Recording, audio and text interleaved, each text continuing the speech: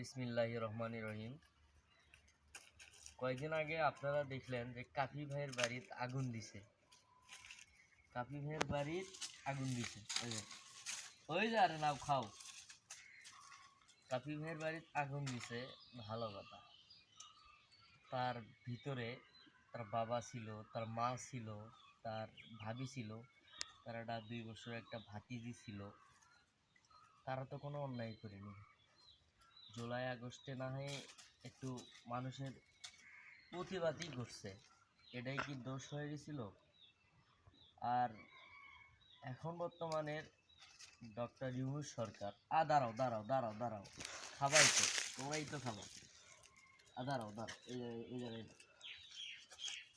Doctor Yunus সরকারের আমলে আওয়ামী লীগ সরকার চলে যাওয়ার পরেও তার বিষ দাঁত দিয়ে মানুষকে কামড়াচ্ছে। তাহলে ডক্টর ইউনূস সরকার থেকে লাভ কী হয়? আর যদি সঠিক একটা বিচার না হয়, তাহলে তো এগুলো কিছু করার নাই। তাহলে শেখ হাসিনা সরকার যেরকম ছিল ওই রকমই আছে। কথা হচ্ছে মানুষটা তো প্রতিবাদই করছে, আর তো অন্য কিছু করেনি। মানুষের পাশে দাঁড়াচ্ছে, মানুষের হয়ে কথা বলছে, এটাই কি তার দোষ ছিল? আসলে মূলত এই দোষটা ছিল না। আল্লাহ না করুক, আমি আজকে ভিডিও করতেছি, কাফি ভাই কিন্তু এই কুত্তা নিয়ে কিন্তু ভাইরাল। এখন তাকে মনে হয় বলা হয় কুত্তার রাজা। কুত্তাটা নিয়েই কিন্তু ভাইরাল।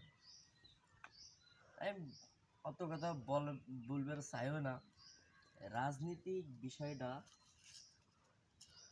বলতেই কিরকম যেন রাজনীতিক। দাঁড়াও দাঁড়াও, তোমরাই তো খাও। তুমি খাবা না? তুমি খাবা না? খাও খাও।